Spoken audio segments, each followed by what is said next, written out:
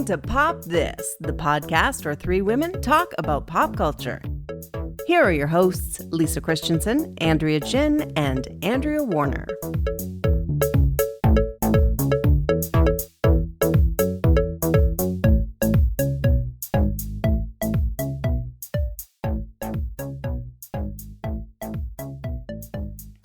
So I always like, if possible, to introduce you and our listeners to the sagas of my life, the chapters, the things that happened that you just wish didn't, but there they are. There was the broken foot. I can't think of other ones, but I know there have been some other sagas. What about the squirrels in the attic? Squirrels in the attic. Okay. I now introduce you to day 3 of frozen pipes and no water in my house. Oh no. That's the worst. Oh, it's it so is. Cold. It's so cold. It is. I'm still sorry. have heat and electricity. Never thought I'd brag about that, but I do. But I do not have any water coming into my home at all. I have been showering at my neighbors, which is very kind of them to let me do, because it's an odd request, but what are you going to do, right?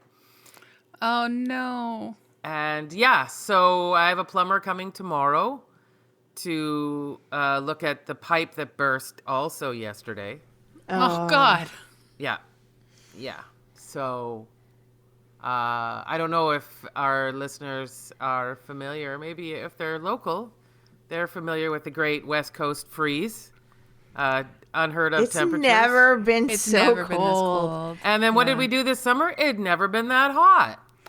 Yeah, I mean, I'm sensing a pattern, you know. I've heard that lots of people's car batteries are like dying because it's so cold.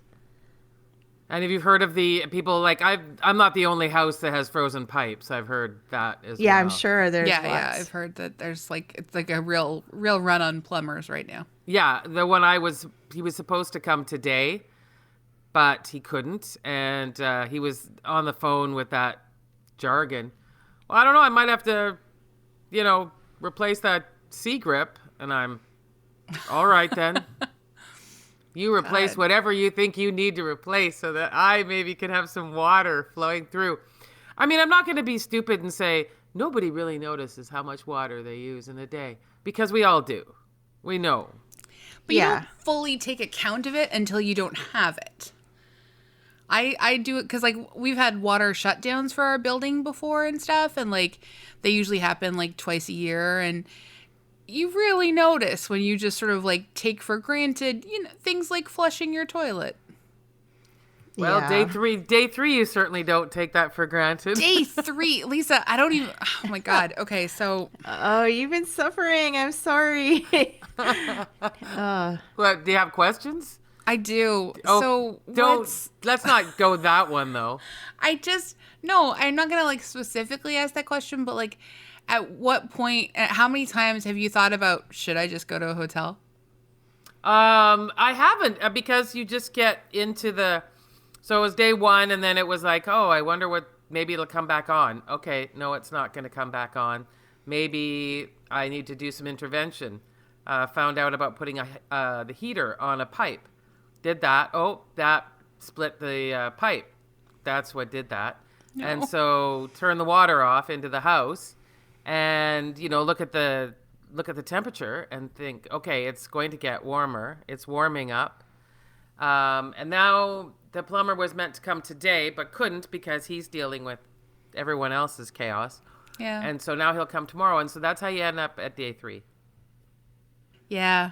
Yeah. So your water, you just woke up and you're you had no water in the house? Yeah. Now, if I had apparently left the water running just a trickle, apparently it wouldn't have frozen, but I didn't know that, so. Yeah. Well, I'm used to unplugging all the outside hoses over the winter, so those don't freeze. But I've never thought about doing it for the interior of the house. Or not unplugging it, but leaving water dripping a little bit. Yeah. I honestly can't. I mean, I think the last time that I ever lived in a house was something we rented with some friends back in 2000 and 2002 or 2003 or something. So I haven't had to think about anything like that. Like frozen pipes don't really happen in apartment buildings or condos. Yeah. So, oh gosh. Yeah. And of course you worry when, like, you bring your car in or your dog to the vet. You're like, okay, just give me a number, any number. I'm just curious what this number is going to be. And it's not like you have a choice, right? It's like, No. This has to get done. Oh, I want God. water again. Well, yeah. Like, Yeah, I mean, it's just been so cold, just like not having like being able to make a hot drink or whatever. have you collected snow from outside and Oh. then filtered it and boiled it? I boiled snow and made rice. Really? Wow. I did, yeah. Before I had enough. Could you taste the outdoorsness in Not- your rice? Not really. And I was thinking about, it's the same snow that's going to go into our reservoir, right? That we get our water. Mm-hmm, so I mean, there is like a filtration system. So that is, but boiling helps. Boiling makes a difference. Yeah. yeah, I boiled it and I'm fine. That was day one when I thought it was sort of charming, Yeah. No, And, rustic gets pretty old pretty quick if you. But you could buy bottled water. Oh, I have. Oh, believe me, there are I would assume that you have bottled tons water. bottled water. My neighbors have been giving me water. I have a lot of bottled water, and as it turns out, it's good to have antibacterial jars and containers, which we've had since the pandemic. So they're just kind of like in weird places. Like you open a bag and you're like, oh, that's where that mask went. And oh, here is that antibacterial It comes gel. in really handy, I gotta say. Like I remember in my recent trip to Toronto, I had to go to this place, and we were we were filming on location, and it was a really cute cabin, but it turned out that they didn't have any water connected, and we didn't know that. So I went to pee, couldn't do anything about that. Thank goodness I'd only peed. But then there was I mean, I've got a nervous colon, so that's not gonna happen. I'm not worried about that. But like, I just like couldn't wash my hands either. And then I was like, well, I can't come out of here and announce to the whole room, one, there's no water, so nobody else can like do much except go pee. And two, I could not wash my hands, so does someone please have hand sanitizer? Luckily, everyone had hand sanitizer. Yeah, exactly. We're still at that stage, and I guess we will be for like a long time. Mm-hmm. So that's one minor silver lining. Yeah, well, there you go. So I got that's my silver lining. I got a lot of hand sanitizer. A lot of hand sanitizer.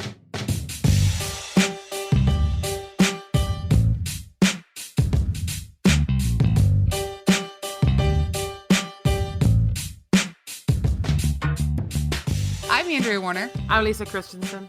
I'm Andrea Gin. And you're listening to Pop This. Yeah. Happy New Year's, everyone. Yeah, and what a way to start the new year with one of the more polarizing shows to have debuted on our streaming waves. I feel like we're going out on 2021 in a pretty rough way with Serendipity last week. Yep.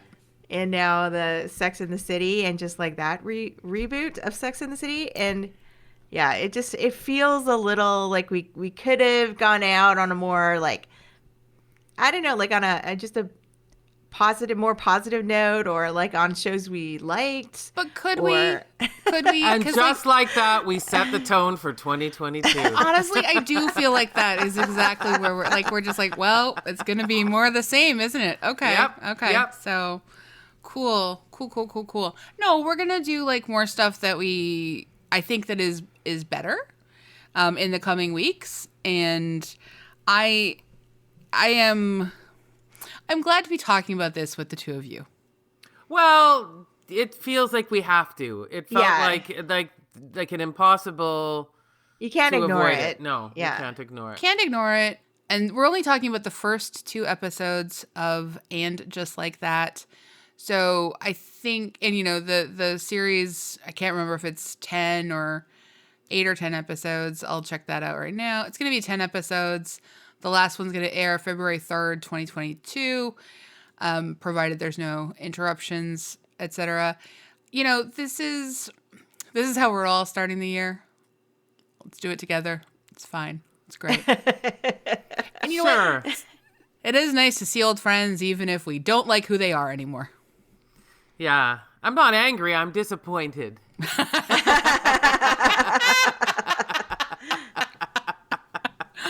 All right. Well, again, a perfect 2022 tone.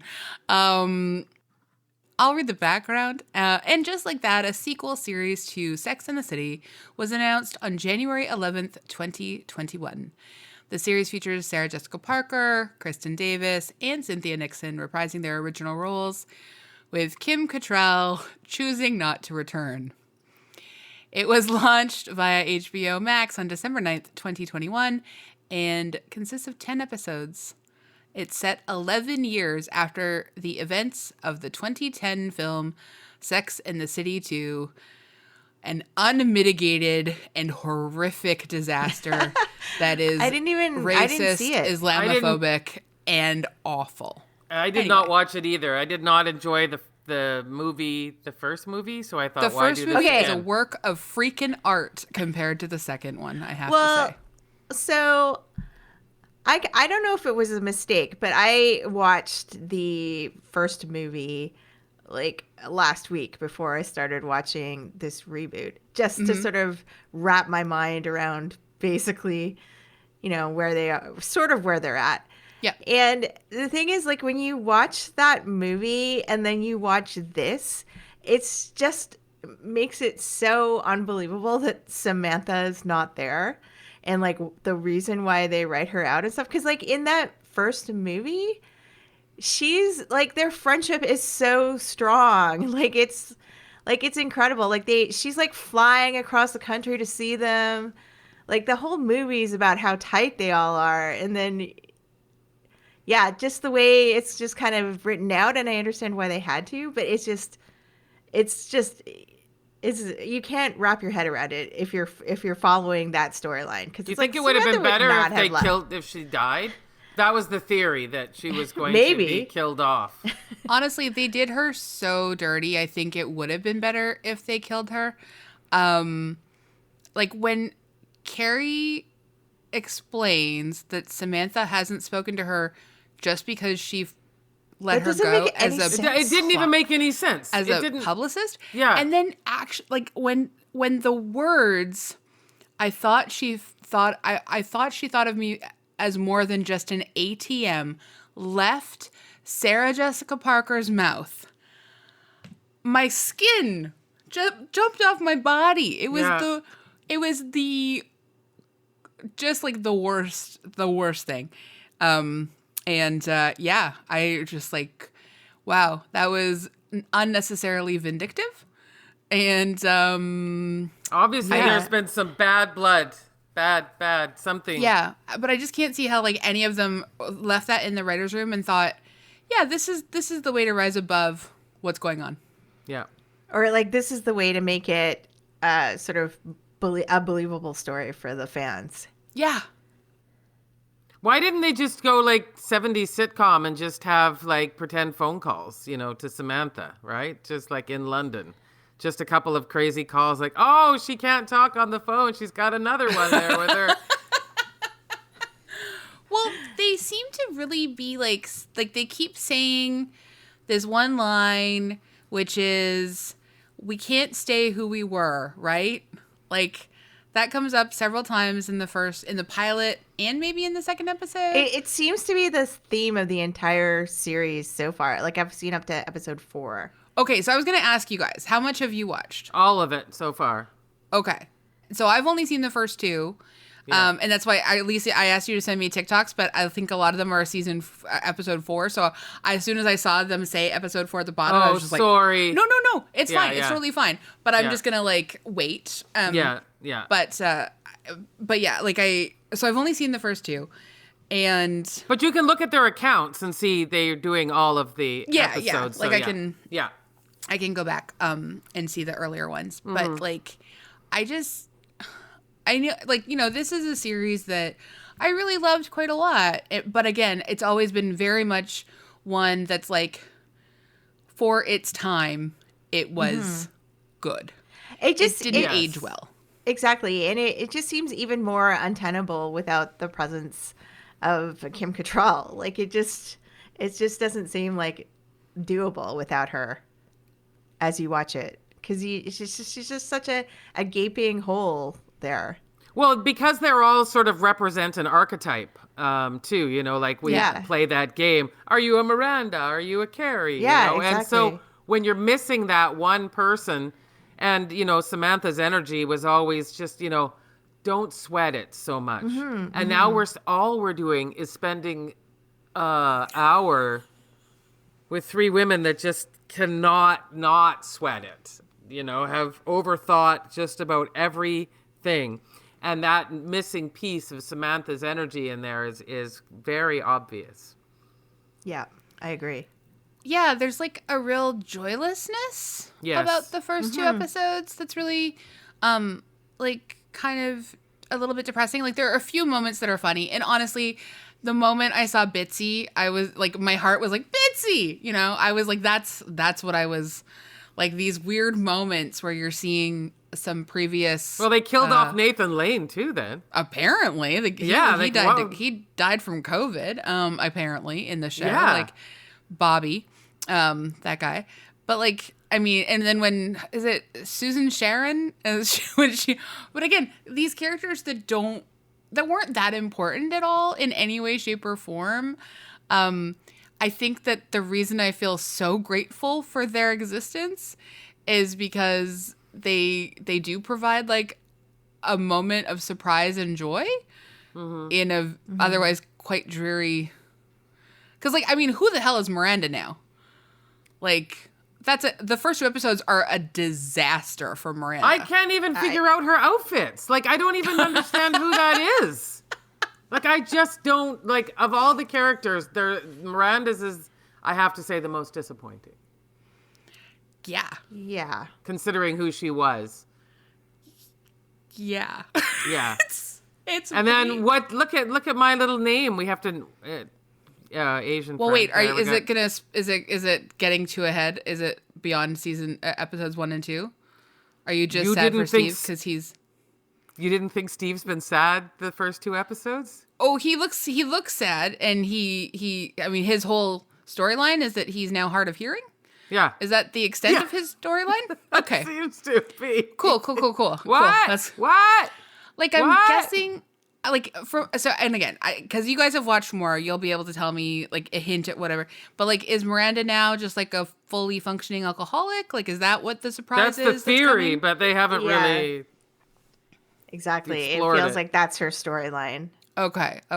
So we might get somewhere with these moments, but these are precious moments that they are doing full character assassination.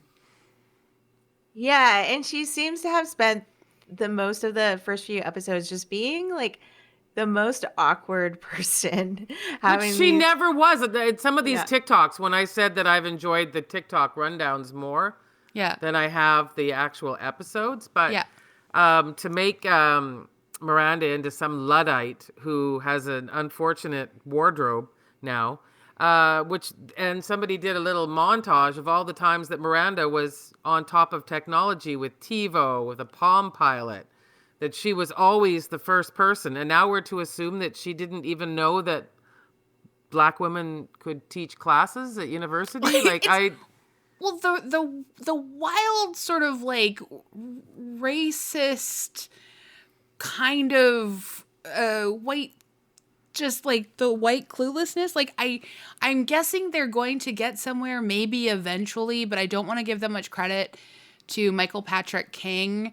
But the women, like, honestly, Karen Pittman, who's playing Dr. Nia Wallace, like Dr. Nia Wallace, like, she is a character who deserves way better than what she is being given to work with in the first 2 episodes.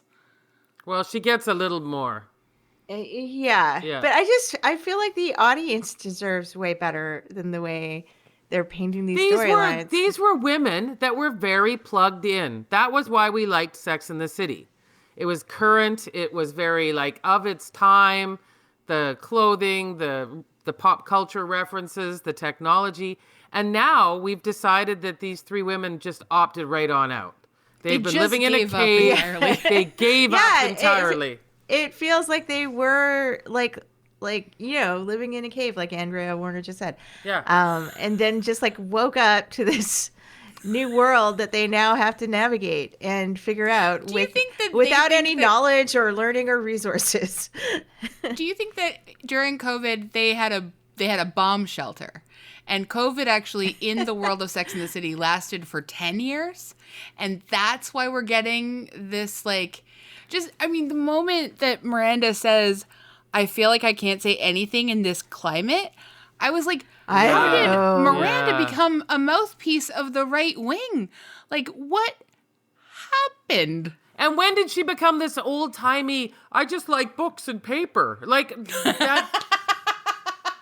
that is so ridiculous. That is just so ridiculous. I mean, I'll be honest, though, and say I don't think Charlotte turned out any different than I was expecting her to turn out. No, Charlotte's exactly... good or bad, Charlotte is exactly as I would expect her to be. If not a little bit more self-involved. But, since I did appreciate in episode 2 where Carrie has to literally say to her, could you not make this about you? Yes. Yeah, and that's... I just feel like I don't even know like who Carrie is or what she's like at this age now. No. Me neither. No. Yeah. Like Carrie has no personality other than the fact that she apparently has never talked about masturbation with her husband of... It doesn't even make any sense. 11 years? Yeah. Yeah. She was a sex columnist. Yeah, exactly. Yeah, I know. I don't know what they're trying to pull over on us. It feels like some sort of game where they're like challenging us to see how far we'll watch. I get that like she was always a bit sort of conservative for a sex columnist. Like I understand that, like, remember when she like kissed Alanis Morissette and that caused her to flee running down 6 flights of stairs because that was just too wild. So like, okay, I get that. We know what Carrie has always been, but at the very least she would be able to talk openly about masturbation with her husband. And how did she even end up on this podcast? Oh God. Yeah, but she doesn't even seem to write anything anymore. No. I'm guessing she'll write a book about her husband's death, and it'll. Oh my God! Do you think she becomes Joan Didion? She wishes, but Joan Didion mixed with Candace Bushnell. Yeah. Well, no, this is all so we can watch her date, which is also going to be bad. There's something weird about how they've like built her storyline around like her around Big. Like her story always just revolves around Big. But that's true. That's true to the series. Yeah, but I mean, even in Death now, it's just like that. The first few episodes of the show are just like it's just. I don't know the way that she's even talking about the apartment. A-Dubs, I know you probably haven't seen up to this point because I can't remember what it is, there. But she has to like sell the apartment because she's like moving back to her old place. But she talks about it as like, oh, you know, like it's decorated with all these like patterns and colors because that's what my husband liked, or that's what Big liked. And it's like, would Carrie have an apartment that she decorated for her in her husband's taste? Like that doesn't make any sense. She didn't really. She's the fashionista. Taste, I know, but I guess we're meant to think she didn't have any.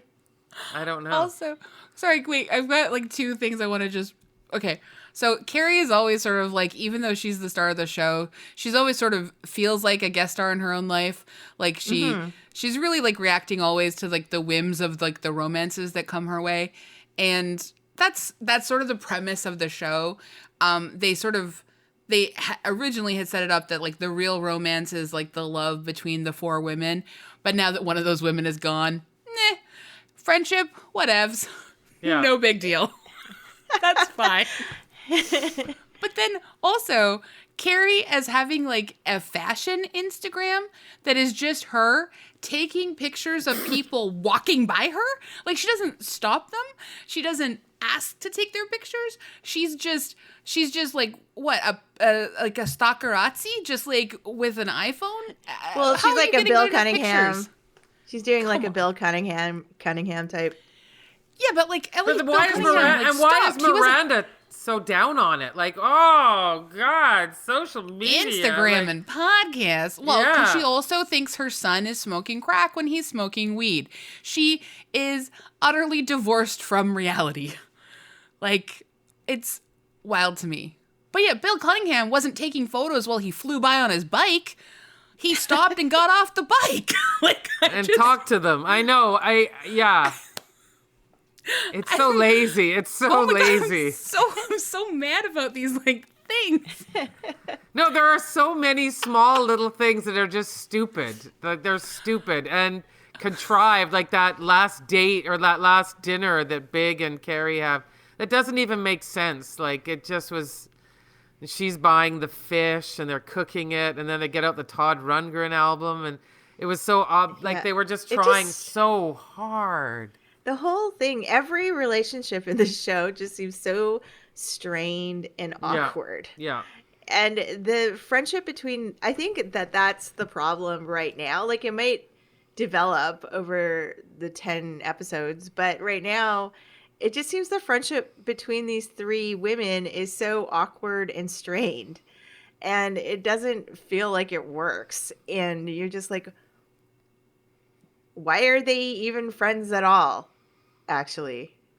Because they just seem like kind of mad at each other all the time. And the whole, like, you know, Samantha thing seems to have, well, obviously it must have driven a wedge between them. But it's awkward that the other two don't talk to Samantha either. Cause, like, yeah, why would they not talk to her? Yeah. Yeah. I know. Like it's so thin You know what? and stupid. Samantha was just like, this is nothing. I am done with you people. You won't even talk about masturbation anymore. You are just like this weird sort of out of touch person who's decided that they're going to check out of life. The other one only wants to like just force her daughters into floral dresses. I am done with this. Samantha pieced out to London, and hopefully she's having her best life, because like these three don't deserve Samantha anymore. No, they don't. And God, you know I'm what? Madder than I thought I was. I'm sorry. No, it deserves rage. It's really awful. And I also want to announce that I will watch all 10 episodes. Oh, absolutely. Yeah, I'm absolutely going to watch all 10. Yes, and one of the TikToks I sent you is the woman and the young woman who does it does call it her hate watch. Yeah, I can see. Well, that's the thing. Like, I was like trying to take notes of like stuff that made me kind of laugh or like whatever. And like the only part that I kind of found funny at one point is when they're coming back from the funeral and Carrie kicks that box and the song starts playing by Chic. Oh, yeah. And I laughed a little bit, but that was it. Like, it was just, like, I never expected this show to be like a belly full of chuckles, but at the very least, I didn't expect Big to die in that stupid way where she can't even call an ambulance. Like, I don't even... I mean, Okay, so what do you both think happened there? Like, what's the real story about that? Because there's a big controversy about why she didn't call 911. It's absolutely wild to me. His arm is still moving, and all she does is hold him. Yeah, and all she does is hold him and get into the shower. She doesn't call 911. She doesn't go for the emergency nitroglycerin pills. She doesn't even try and give him CPR. No, she's like, yikes.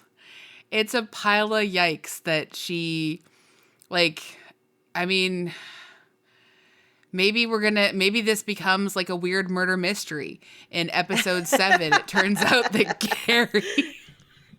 She made him get on the Peloton bike. Yeah. That was her cunning plan the whole time. Yeah. I mean, it just... it feels a teeny bit due to her negligence. It does. It does. You could have called 911 and they would have said, begin doing CPR or something. Yeah.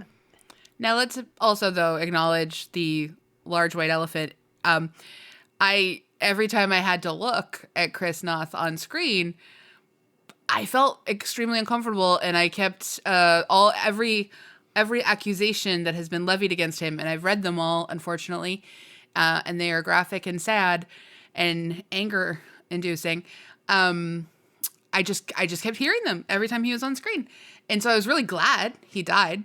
I think the show is pretty glad that he's dead. The show is pretty glad. The theory is that the episodes are shorter now because there were more flashbacks. Ooh, I can see that. Yeah, I can see that.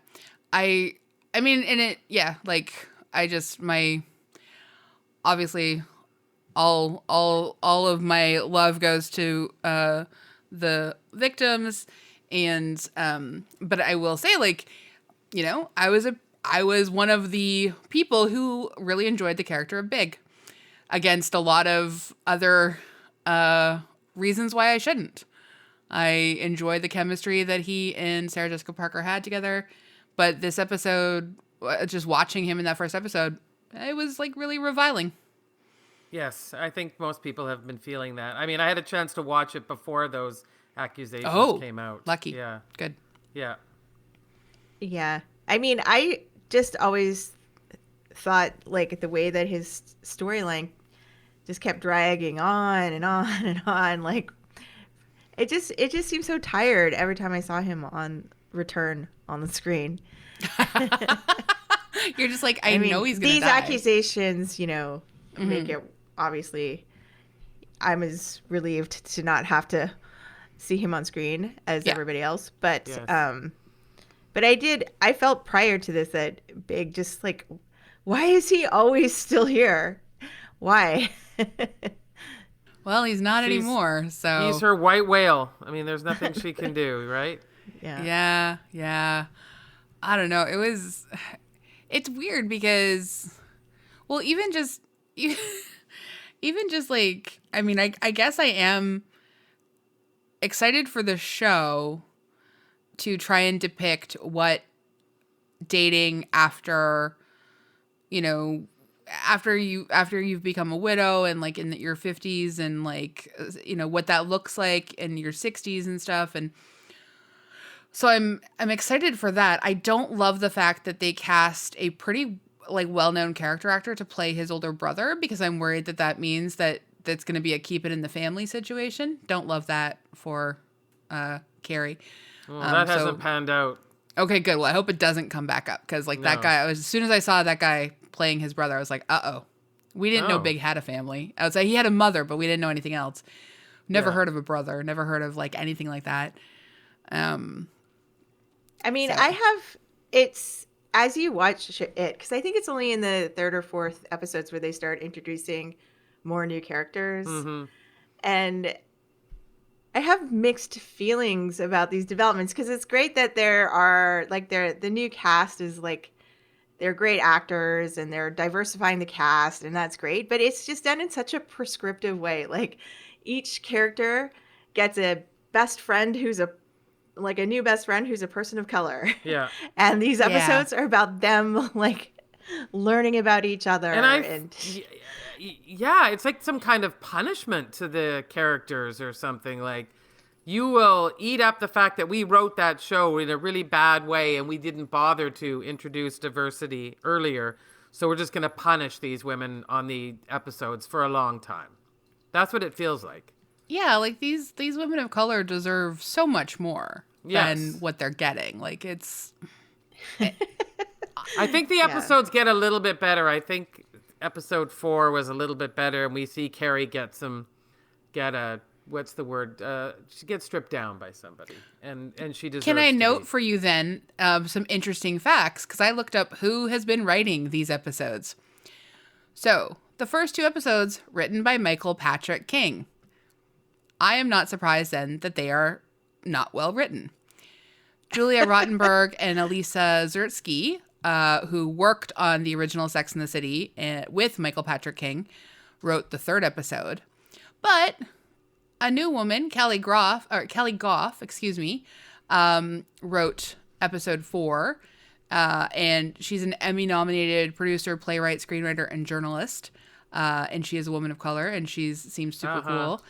And Gillian Robespierre, who wrote and directed Obvious Child, directed that episode.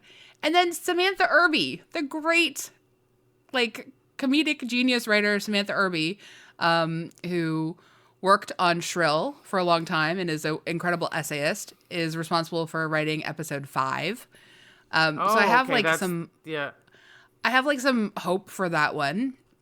Yeah. And then Rachna Fruchbaum, who worked on Fresh Off the Boat and God, I just looked it up, but I can't remember. She's done a bunch of stuff, but she is very funny and a cool person. And she also she has written episode 6, which Cynthia Nixon is directing. So anyway, but then we end with Michael Patrick King, Julie Rottenberg, and Elisa, whatever her name is, penning the last 2 episodes. So possibly a bunch of great work is going to be done by women of color, and then it's going to be undone by Michael Patrick King and the rest of them for the final 2 episodes. Just give you a heads up. That sounds about right, because we had that whole TV series, and then we had 2 crappy movies. Yeah. So can I just say I'm really enjoying Sarah Ramirez as Che Diaz in the series so far? I feel like Sarah is in, like, that character, even of Che, and also Sarah, they're in, like, a whole other show. Like, they're not, they're just somehow not quite in this show. Yeah. And they have been rather polarizing for some audience members. Like, some audiences don't like their character? Yeah, they don't. They find it's a bit too on the nose, too much. They get tasked. That's the unfortunate thing is, like, when they're sort of being tokenized, right? Like, they get tasked with, like, handling all of the quote unquote woke moments as they have to introduce in every moment of their podcast. Like, that it's so imagine funny. if we the did podcast that. Is funny. The podcast is very funny. But why would they pick Carrie to go on that? She is not funny at all. No, that's She's never been like, funny. But they tried so hard for years to make us think Carrie was funny. Yeah. And honestly, compared to the people that she's surrounded by right now, maybe she is. I know, and that's a shame because Miranda was so funny. Miranda used to be funny. And of course Samantha was the funniest, but yeah. Boy, oh boy. Miranda is now like just such a wet blanket. It's so depressing. Well, I mean, I guess like the only thing that could rescue it a tiny bit is if, not that they're handling this with any nuance. I mean, everything is just as hammering as hard as possible. Like, they are literally taking that book that Miranda's carrying around and beats that Chucky kid with. Yeah. They're doing that for every single moment of the series. And so if they are, setting it up that Miranda has been secretly an alcoholic for a long time or is battling some addiction or is facing something or whatever, like, again, like, to have it be, I don't know, like, forecasted or whatever. I think I'm using the wrong terminology, but anyway, to have it hinted at by her being the worst is like a terrible way to sort of, create compassion around addiction issues. Mm-hmm. Mm-hmm. Yeah. And she's also functioning. Well, yeah, but that could be an interesting conversation. Yes, like, exactly. There is an interesting conversation to be had about, like, especially like women who seem to have it all, who are extremely, like, as Miranda has been, type A personalities, who find that their mechanisms for coping have left them and they've turned to substance abuse. Like, that's an interesting story. I don't have faith that it's one that, like, Michael Patrick King can tell very well. We will find out. Will we? I guess We some of will us are find still out. gonna watch it. Yeah, I'll find out. So, hey, AG, like that's actually we never even did you watch like Sex and the City to begin with? No. I thought so. Okay, yeah. Yeah. So this I is mean, extra painful for you. Well, I mean, the Sex and the City is like became such a influential show and part of the culture and was referenced in so many things that it's like even if you didn't see the original series, it's hard not to understand what the four different characters are, who they are, and like, so I have an idea of the show and I had seen sort of random episodes here and there, and I had friends who like were obsessed with the show and like moved to New York because they just loved they're so obsessed with the show. Aw. And yeah, I mean, I do feel like, and then I did watch that one movie that they made in They made two, and so I'm I watched so the sorry. first movie. Yeah, so it's the second movie that is truly heinous. Which I heard, so I haven't watched it. I haven't watched that one either, but I watched the original show many, many, many times. I've seen Me all too. those episodes Me too. many times. Yeah. Yeah. In fact, I've watched a few of them again since then. And then I watched that one episode because of when we did White Lotus. Yes. That Armand was on an episode. What episode of Sex and the City was Armand on? He becomes her second. The other Stanford's jealous that she's got a new gay best friend. Oh, wow. Cool. Okay. Yeah. So I had to go back and watch that episode. Rest in peace, Stanford. Yeah, that's a sad one too. Hey. Yeah. And I guess I should say his actual name, Willie Garson, who died September 2021. He died just a few months after they started filming. And just like that. So I don't know if that is going to factor into his appearances because they hadn't finished filming. They didn't finish filming the series until December. Okay. Oh, God. Does it factor into the show too? That's it. Yep. Okay. Great. Yeah. Well, they are going to turn it into Joan Didion's Year of Magical Thinking. Okay. So as to longtime watchers of this franchise... Yes. Did you have what kind of expectations did you have going into this? Low. None. Like literally, like honestly, the second Very movie low. was just, it was a blight. I was horrified by how racist and Islamophobic and awful it was. I just hated it. Yeah, I just thought there was no purpose for it. There was no reason to do it. So therefore I had such low expectations. And I don't know if I've just managed to get through all TV now somehow. And that's why I'm watching. I don't know, but I am doing it. And it disappoints me greatly. Like, yeah, I mean... physically disappoints me. Just as like, I'm someone who's not invested in the franchise at all and haven't watched most of it, and I feel like when watching these episodes, like, it's so strained and so awkward, and it's like I don't know why they're doing this or how they can do it without Samantha, because the whole thing is for friends, and she's such a key personality that brings like kind of levity to their situation. Like you said, she's the funny one, and it just seems like a cart with like three wheels now or something. Like it doesn't work. Yeah. Yeah, I agree with you. I mean, and again, I'm not as far along as you guys are, but there are very few moments that kind of capture the magic. And I think the magic was like the four women and their friendship, like you didn't necessarily understand why they were all friends. Like it always seemed like they each were independently friends of Carrie's, and somehow that just became a circle. And that happens. I get it. Like, we've all seen that happen. We've probably been participants in relationships like that. But just this, like I just don't understand at all, like how, just how they kind of forgot anything like pleasure and fun. Like just because you're getting older doesn't mean you can't still have fun. Like all of these people involved in this series are people who have like everything available to them. And if they can't access any kind of joy or remember the joy of putting this together, then why bother doing it? Is it just a payday? Like, that's not very rewarding. That's not very interesting. They've hired some good people, so I have some hope for the next, like, the episodes 4, 5, 6, maybe even 7.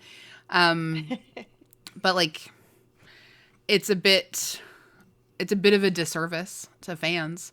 Now, that said, still better than the movie number 2. Well, there you go. I mean, like I said, I'll continue to watch it, and I have enjoyed all of the TikTok commentaries greatly. I love that you love the cottage industry that's built up around it. Yes, I do. This is the real value add for you, and I love that you have sent me some because, maybe this is something that like Miranda, I guess. I don't know. I didn't know that I thought of myself as a Luddite, which I don't think I do, but I know that I have so many social media distractions that I have not gone on TikTok. And so people just send me their favorite TikToks, and it's like I have a specially curated stream, and I love it. And I feel very lucky that that's my life, and especially while I'm trying to be focused and get through a bunch of other deadlines and stuff, I don't have time to pursue another social media platform, and that's fine. But I don't reject it because I want to carry the internet with me in a book. It's wild. How do you feel about the way they've treated the pandemic in the show? Oh, that was fair to me. That I felt like it was. I'm glad they brought it up, but they didn't dwell on it. Because some shows are they don't want to write it in at all because they don't want to distract people. They want they want the show to be an escape from reality or something. And so it's odd that they did because they didn't write 9/11 in.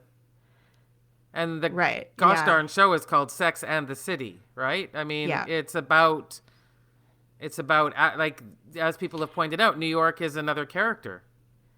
Yeah, but the way that they do it, and they make references to not being able to hug people and stuff like that, but and not having space in restaurants, but none of them ever wear masks anywhere. No. And Carrie washes her hands obsessively, but that's about it. Yeah, I just find they decided let's do this, but also let's not fully do it because wearing masks would ruin the look of the show. It's over. That's the fantasy. I guess in this version of New York, the pandemic is over. Yeah. Look at that crazy thing we did. That was funny. Yeah. Because they start with episode 1 of remember when we had to stand 6 feet apart from each other and that. Yeah. So the implication is that they are post-pandemic, I guess. Yeah, which is. It's just it's an interesting choice that they made and how to integrate it in the show, I think. Mm-hmm. Yeah, I honestly can't imagine how they would have done the sound. Yeah, I know. I don't think I get why they choose to not have masks. And there's probably already so many protocols around so many different things. I am terrible at being able to tell when 2 people are actually in the shot together or when they've just condensed a shot, condensed multiple shots to give the idea that everyone was in the shot together. I'm not great at that. But Carlos sometimes he'll when we were watching the new CSI, he was just oh, they filmed Sarah and Grissom separately, even though they're supposed to be sitting side by side. Stuff like that. I don't know if I've even noticed that before. I'm going to have to start paying closer attention. Yeah, he notices a lot of that, and I do not. So, anyway, that said, I will say, can I just give you a Carlos report of watching this? He never watched the original, and I said, "So you never watched it? What did you think of it?" And he was like, "It used to be funny, right?" Yeah. Yeah. And honestly, great question. Yeah. Yeah, that's great fair. question. Very fair question. Yeah. Yeah. This used to be one of those comedy.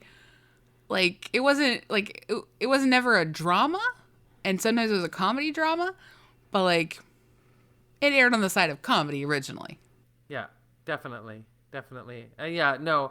But it's been kind of a downer. Having Big die was a downer, I gotta say. But then again, I can kind of see the point. Like, I think that the Big exists on the show only everything but maybe the first 5 or 6 episodes of season 1, and then Big gets in there. I think he comes in around episode 3. 3, okay. Then the rest of this series, even if she's not talking about him for a while, he's lingering. He's a so presence. This will be the first time, right? This is the first time in 20 years that she is literally free of Big, except for his ghost. But she's still like part of the episode that the 4th episode is like she has to deal with his like the ghost, like his ex-wife. And dealing with her feelings of jealousy over that situation. And meanwhile, she has no reason to at all.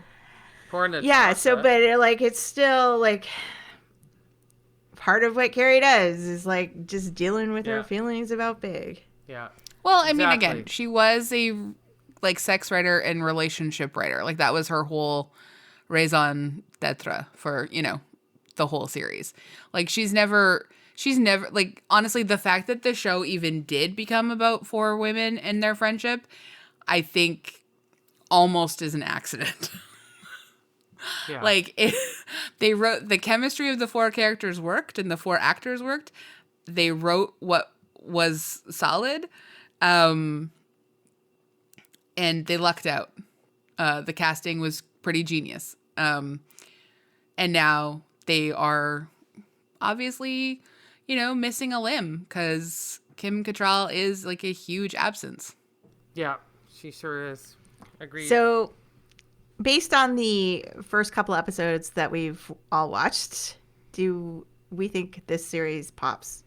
No, but I'm going to keep watching it. But I am going to keep watching it. Absolutely. Yeah. I don't think I've ever said this on this podcast. Ever. That something is so terrible and I will continue to hate watch it. With glee.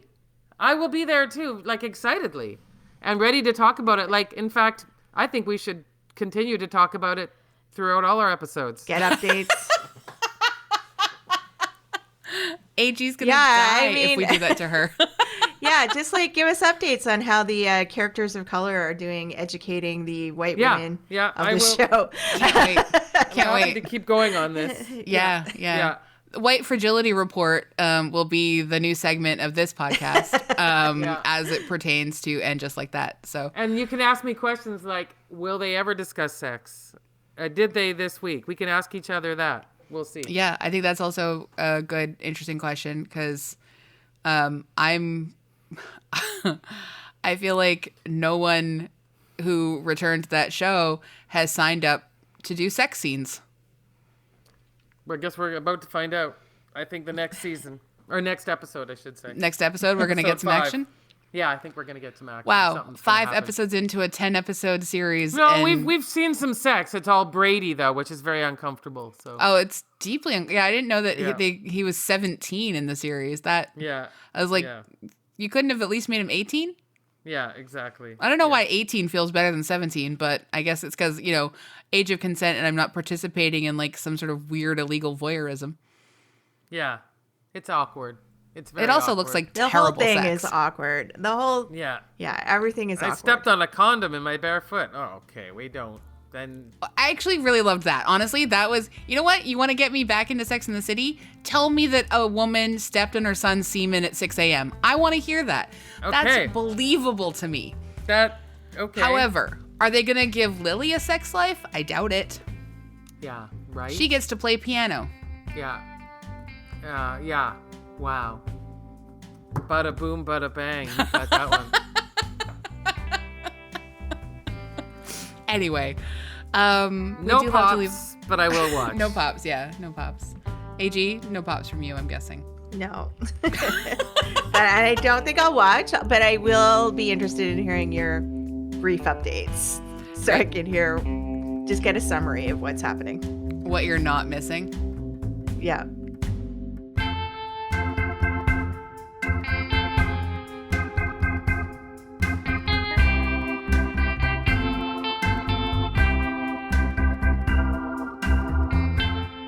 We love to leave our episodes on things we actually do recommend, though. So, Lisa, do you want to go first? Sure. I just finished reading a collection of essays by Casey Wilson. It's called The Wreckage of My Presence. Oh, do you know this one? I do not. This? It is a lot of fun. I know it, but I don't know it. Sorry. Yes. Go ahead. Yeah. And so I really enjoyed it. It was a lot of fun. She, for a lot of people who don't know, she's an actress. You've seen her in probably quite a few things. Big. I know you guys. You're both fans of happy endings, right? I am. Yeah, I love happy endings so much. Yeah, exactly. Saturday Night Live, and one of the co-hosts of the podcast I listen to all the time called Bitch Sesh about the Real Housewives. And so there's lots of essays in there about the death of her mother and how that impacted her, about being a mother, being an actress, weight issues that she's had to face, and didn't, and is very honest about. So, but it's also extremely funny. It's quite good. So, The Wreckage of My Presence, I'm recommending. Cool. Excellent. AG, what about you? I know it's past Christmas. It's okay. But I forgot to recommend this before Christmas. It's a Japanese animated tragic comedy called Tokyo Godfathers. And it's about these 3 people who are homeless who find a baby on the streets of Tokyo on Christmas Eve and go about trying to find its parents. And it's just, it's a really good Japanese, like an animated show, animated movie, if you're in the mood for something like that. And it's a different look at Tokyo. And I highly recommend it. Where is it? Netflix? Netflix. Okay. It just came on Netflix, which is why I rewatched it. And is it appropriate for 13-year-old children? I think so. Yeah. Cool. Your voice did the high thing there, though. Well,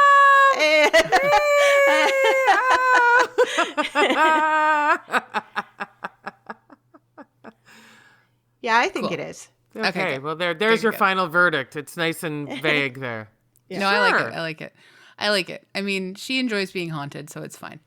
I am going to recommend. So, I mean, it's a recommendation to the extent that very recently the great director Jean-Marc Vallée died. He died on Christmas Day. Very tragic and awful. Also on Christmas Day, the incredible Candy Palmater died. And so it's real gut punches there. And their losses will be felt for a very long time. Candy has a website with links to so much of her work. The Candy Show is a great place to go and check out a bunch of stuff. And Jean-Marc Vallée's filmography, is varied and pretty incredible. But I would say if you never watched Big Little Lies or Sharp Objects, I would go and check those out, whenever you can. Because I think Sharp Objects actually is like very, very good, and it maybe didn't get the love it deserved, and it deserves some more attention. Also, just gonna say he also directed the Reese Witherspoon film Wild, which we did talk about on this podcast, episode 156, with our guest Deandra Oliver, and that was I remember quite a powerful film as well. And he just seemed to really like making movies about women and cared about like the actual agency of women. There, it seems that was quite a sword went through and just took people out, because also Joan Didion died on the 23rd and left an extremely fascinating body of work as well. So this holiday season, wow, just whew, Yep. whew, whew. Archbishop Desmond Tutu, a great humanitarian and activist. Yeah, there's been a lot of really like tragic losses. So there's, and I think it's like always, it's always a good time to celebrate the work of people who, are alive and well, but it's also a really lovely time to spend time mourning people by, just spending time with their work. So Good point. yeah. Well, not to end on a bummer, but there's some great stuff there for everyone to dig into. Yes. And honestly, it's so much better than what we just talked about. Which, again, we will continue to watch, even though we hate it. I will continue to watch. Yes. Thank you so much, everyone, for listening. I honestly hope that your 2022 is off to a decent start. I'm not going to moves along. announce and say something like it couldn't be much worse. Because I would never say that. I No. just hope it's off to a Yeah. decent start, Yeah. and we will have humble and meaningful small moments of levity and joy to come. I've lowered my expectations for the year as well. So. just like you did for this show. I have very low expectations of 2022. I think that's the way to do it. Yeah, is going to be a surprise, and I'll be into it. Exactly. Yeah. Thank you, everyone, for listening. You can hang out with us on social media, Twitter, Facebook, Instagram. You could rate and review us on iTunes. 5 stars. And you can stream us on Spotify if you like. Thank you to Andrea Gin, our producer and co-host here, and thank you all for listening too. Happy New Year, everybody. Happy New Year. 2022, it's just like 20, but 22, so. Yep. It's a year. Thanks, Enjoy. Lisa. Yeah.